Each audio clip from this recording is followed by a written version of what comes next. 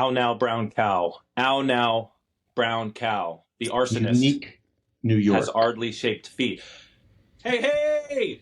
Guys, this is going to be fun. We got a great show for you today. Not tonight, today. We got Dr. AJ, Dr. Gabriel, Awaken Chiropractic. We got a lot of big topics we're going to discuss today. It's going to be short. It's going to be concise. It's going to be jam-packed with value. Dr. AJ, welcome to today's podcast, brother. How was your weekend? How was your week? Tell me how you're doing, bud. I am doing wonderful. I wasn't in the office last week. I was just soaking up some sun, preparing myself for, the two babies that are coming soon. But we had some good news today. That's Dr. right. Jordan's wife went into labor last night. Her water broke, so he won't be in the office with us this Thursday or for the foreseeable future, so he can help welcome that baby to the world. But I'm excited for him. Yeah, those first few weeks with baby are so crucial. We want to make sure we honor that, give him time to be with his wife, with his new baby girl. We'll give you guys updates in the office as this unfolds as well. We're quite excited around here, so there's a lot of energy. But just know, Dr. Jordan, if you're seeing this, brother, we love you so much, man. So excited for you to become a daddy.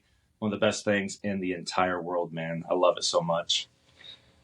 Yeah, excited for him. He's going to be spending a lot of time in the hospital welcoming baby. I was at the beach soaking up some sun, gathering myself for both you guys to be gone at the same time. And as fate would have it, it might be spaced out enough, so I get to hang out with you guys. I don't have to be all by myself. It's a little bit of crap that we're having the babies and you got the baby moon. I know, it's great. Wait till you guys see this picture. It's going to be going out on our Facebook today. We got our pregnancy wall coming that we just got reloaded. So all our pregnant mamas can have magnets where they can put their name. Baby, we put baby long and the due date. You can track it right along and move that along through the weeks so you can track how big baby is and everything like that. So we got a great social media picture. You have to see Dr. AJ in that. It's entertaining. Yes. I'm just really excited to be back in the office, even though I was gone for a week. I've just had a lot of energy. It's been a lot of fun this week just to see all the practice members. It's crazy what just a week away from this place does. I like you guys. I like hanging out here. It's fun to come into the office and get to adjust people all day. It's captivating. It's a privilege, and we don't take it lightly. Every single person that allows us to care for them, we don't take that lightly, guys. We show up, we prepare ourselves. The night before is where we're preparing ourselves for the next shift. We're that intentful with every single adjustment that we make to make sure that we are clearing interference, helping connect your nervous system, and allowing your bodies to heal. It's a great privilege. You were recently in Florida this past weekend as well. You went to an AMPed conference. What was your biggest takeaway from that? Tell us a little bit about AMPed. Yeah, AMPed is a mastermind that I'm a part of. When I was inspired to become a chiropractor from an injury I had in 2004, broke my femur. I have a rod in here still. It's kind of cool. Some of my team members got to see my x-rays. They're like, holy crap, it is incredible.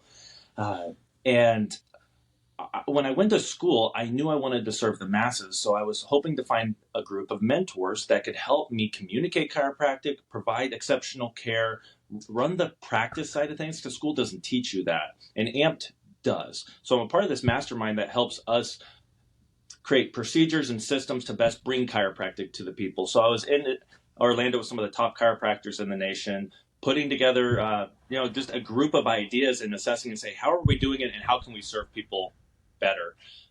So we got into Orlando. It's late on Friday night. It's late and I'm hungry and I got about a half-hour drive to get to the hotel. I'm like, you know what? I'm going to stop. I was like, I'd love to get like a good steak, maybe like surf and turf. No, like I found a Longhorn Steakhouse. Not against Longhorn. Great. Had a steak, but I was like, I'm by myself. I don't want to sit and eat by myself. Let me get this to go. I'll throw a movie on in the car. It'll be great. Get everything. Got my plastic knife, plastic fork. And I don't know if you've ever tried to eat a ribeye with a plastic knife. It's difficult. I don't suggest it at all. At all. So I'm still grateful for it, though, man. I had a wonderful time. Got a fellowship with some great chiropractors, some great lessons, learned some great things that we're going to be implementing immediately and over the course of our practice here. What was, in one sentence, what was like the most powerful thing that sticks out in your brain that one of the other docs mentioned or spoke about?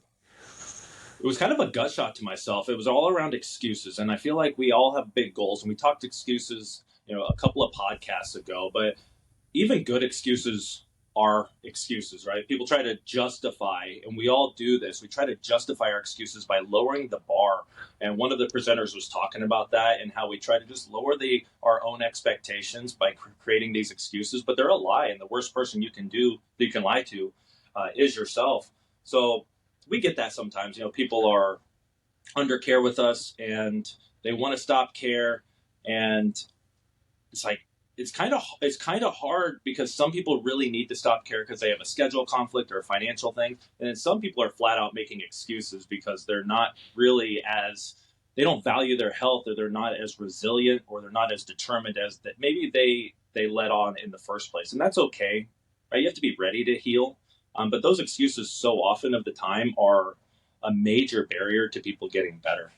So that was a big gut shot for me this weekend, just to assess myself and say, where am I creating excuses? That was one sentence, right? A lot of commas. A lot of commas. I mean, it's good information, though. I feel like we all use excuses in different ways. And like you said, you're only lying to yourself. I always tell people my health is my biggest asset. If I don't prioritize it and I don't put it at the top of that list, that's when I make my own excuses. Oh, I don't have the time. Oh, it's not convenient. Oh, I'd rather do this. I'd rather spend time with, friends and family. No, my health needs to be at the very top of that. And I need to prioritize it and make time for everything else to fit in. And then it just becomes a part of that routine where your health is a priority, not an afterthought. It's crazy how many times a sickness becomes a priority that your health wasn't before. It's so confusing. I just don't understand, that mindset. But it took me a while to get there as well. So that's one of our goals, is to help people shift their mindset to prioritize their health, be proactive about it rather than waiting for something to break down. Yes. I like to ask people, like, if they come to us and they're like, hey, I have a schedule issue. I have a schedule concern. I got to stop seeing you as frequently as I need to be seeing you. I'm like, well, let's flip this script a little bit. If you had cancer and I told you needed chemotherapy 3 times a week, are you going to tell me your schedule can't allow for it? Or are you going to make the necessary sacrifices to prioritize it? They're like, I would make sure that I got there. I was like, well, the truth is, if that's the case, you don't have a schedule issue. You just don't value your health as much as you would value treating cancer if you had it. And quite frankly, that's probably why you don't have health, is because you don't value it as much as you could/should, in my opinion. If you don't value anything and your actions don't align with that, you're not going to get it. Couldn't agree more. You should take your arm off of your desk, because that's where your camera's attached to. And it's making you vibrate. I feel like I'm in an earthquake right now. Thanks for that feedback. I'm also getting closer to the camera. I'm doing my best. Naturally, I want to be right here. No, like you said too, like prioritizing your health. Like, if you make your health a priority, think about it like your car. Take your car in for routine maintenance. What happens if you don't get an oil change on your car? Breaks down over time. Slowly breaks down. Why wouldn't you do that for your body and your health? Why wouldn't you proactively get adjusted, clear your nerve interference, eat right, work out, all those things? Why wouldn't you proactively do that? So many people wait until something breaks to fix it. It's like, same thing with health. Oh, something hurts? I'll go get it looked at. Slap a pill on it, slap a Band-Aid on it. Oh, I fixed it. You didn't fix anything. We need to get to the root problem. We need to fix these issues. And that's exactly what we're trying to do in this office. It's exactly what the chiropractic adjustment does. It gets to the root cause. It doesn't fix anything. It just restores the body's communication so it can fix itself. Preach, brother. Preach it. The big connection to this is there's a big difference between healthcare and sick care, and we're bred to believe that sick care is healthcare. Sick care treats sickness. Healthcare creates health. And when you have an office that's truly providing healthcare, it shouldn't feel as different as it feels. But people walk into our office like, man, I've never been into an office like this. I was like, because you've never been to a healthcare provider before. It's an incredible opportunity that we have to unleash our natural and proper ability to adapt and heal. And that's what the chiropractic adjustment does. It restores the connection, brain to body, body to brain, so that people can adapt and heal over time. Healthcare creates health. And people aren't used to that, brother. So we're so excited to be able to provide that type of care in our office. I got a question for you. Testimonials. I want to make sure we're sharing testimonials every single week. Biggest testimonials, biggest things. Miracles happen here every single day, and people just don't know about it. We know about it. We got to tell the people. So tell me the best testimonial that you've heard last week. Well, last week I was on vacation, but I heard one this week already. So I'll fast forward. we've had a mom under care for a few years. I was adjusting her back in early December, and she was looking at some of the handouts, some of the information we have all around the office, and she was like, "My son has asthma, and coughing, and he misses a lot of school in the wintertime because things get bad, and he coughs so much he can't go to school, and he gets sick. Like, can chiropractic help with asthma?" And I was taken aback. I was like, "Of course it can. It can help with everything in the body." So we got him in. Second adjustment. I just spoke to her on Monday. She was like, he got his second adjustment that second week of December, through the entire month of December and most of January. His cough is magically gone. He hasn't missed any school. Almost all of his asthma is completely cleared up, and she's so grateful, and I'm just so grateful that she asked and trusted us with her, the health and wellness of her kiddo. It's powerful stuff. I just got goosebumps talking about it. Miracle. Miracle. Boom, boom, miracle. We expect it, brother. Like, we expect it. We hear about young babies that aren't latching, and there's so much pulling during the birthing process, and it can alter the structure of the neck, and it can shift the cranial bones, and it can affect the palate. It can affect the ability to latch. It's like, we didn't treat the asthma. Did you treat the asthma? Nope. What'd you do for the asthma? Just cleared the nerve interference, connected the brain to the body, and it did its thing. It did its thing. Just let it do its thing. Hashtag, let it do its thing. Get out of the way. I feel like as humans, we're trying to get in the way, and ultimately, the more we get in the way, the less likely we are to get our outcomes. It's like, we're pre-designed to heal. Get out of the way. I dig it, bud. So do I. It's powerful stuff, and it's like asthma, and there's so many things that kiddos experience. Like another big one, let's say ear infections. What are the tops? Say the top things a mom who has a kid with ear infections just needs to know. One, there's a root cause, right? There is a cause, and a lot of the times the ear infection is not the issue that needs to be treated. What is happening, potentially we're not getting lymphatic flow. Potentially the top bone has shifted, creating a pocket of fluid, and that's getting infected. If your kiddo is getting ear infections, start with creating health in that young kiddo's body. Make sure that lymphatic flow is flowing. Chiropractors can help look at that. Make sure that you have proper alignment of the vertebrae. Chiropractors can help assess that and correct that. Make sure that in a state of disease, like an ear infection, that we are first trying to create health in the body. So if your young kiddo is experiencing ear infections, I need you to think neurologically based chiropractor. There should be a link somewhere around here, up, down, left, and right. I don't know.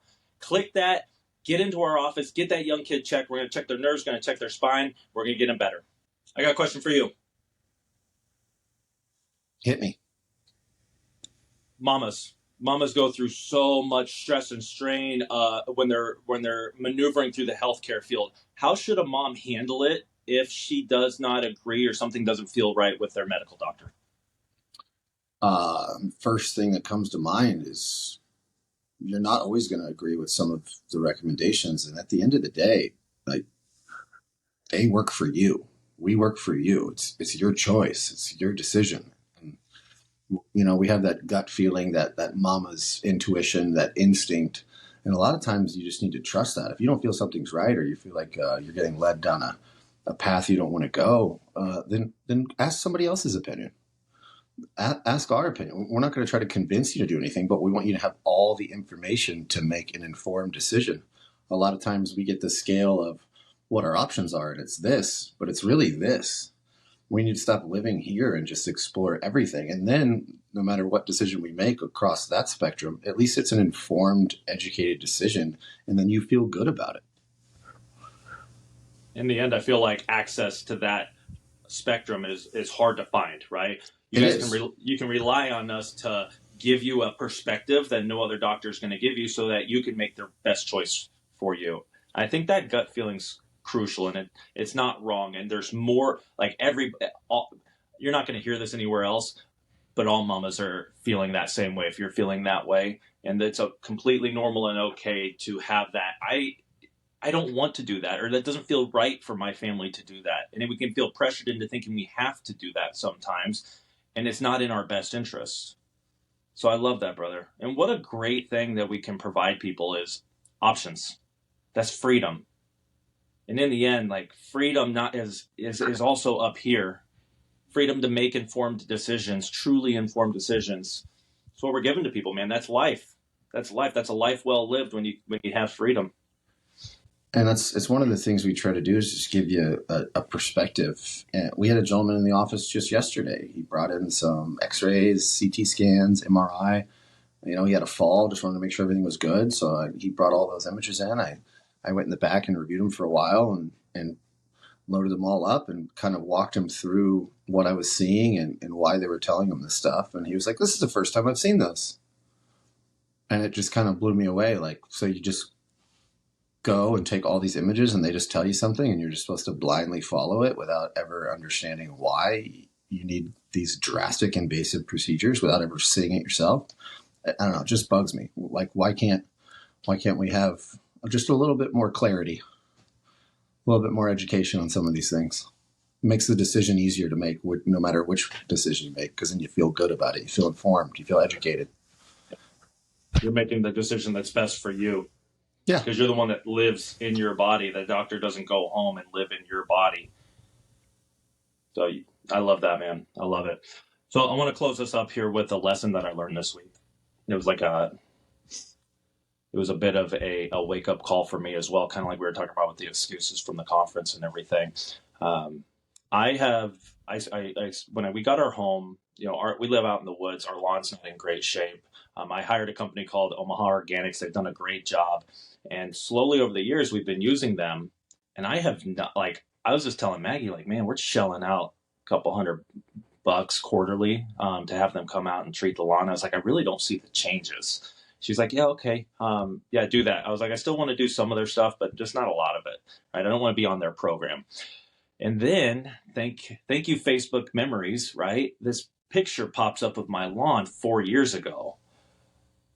It has drastically changed. And I didn't see that. There was such small change over time. I didn't remember. I forgot. It's kind of funny because we see that in our practice a lot. People are like, I haven't really changed that much. And then we go back to their initial evaluation, their initial intake paper. It's like, you done forgot. What a blessing. But also what a disservice to ourselves. I'm glad you don't have to worry about it anymore. But at the same time, if the underlying root reason that you get chiropractic is for the symptoms and feeling better, and you forget, you ain't going to get the care anymore. And we had somebody stop yesterday for that exact reason. Miracles were happening in his life. And because he was feeling a little better, he's like, I haven't changed that much. It just wasn't worth it anymore. Right? So it's a humbling experience for me because I'm like, yeah, I do that too. But sometimes we have to remind ourselves and we have to tell ourselves, it's not always about the outcome. It's about the process. Is your body in the process of healing is the question, right? My lawn's been in the process of healing. I just forgot. How does it look now? Covered in snow. Moral of the story, though, did you go back and keep up with? I did. I did. Good. So what happens if I stop doing the thing that got it good? You're going to end up back where you started and have to do it all over again. It's going to cost you more time and money in the long run. What do we tell people in our office all the time? Preaching chiropractic philosophy. There's a lot of correlation. I can see that. That's a good one. So it was very, very humbling. So why don't you tell everybody what's going on in the office over the next couple of weeks, months, and let's close this baby up. Soup drive. It's our Super Bowl drive. Soup drive. Go Chiefs. Go Chiefs. Yes, go Chiefs. Also, thank you, Miss Kara, for the coffee. We really appreciate it. Yep, got it brewed hot. Rocking. Soup drive. We're trying to raise 1,000 cans of soup. It starts today, February 1st. We're accepting cans of soup. It's already started. Just bring us a bunch of soup.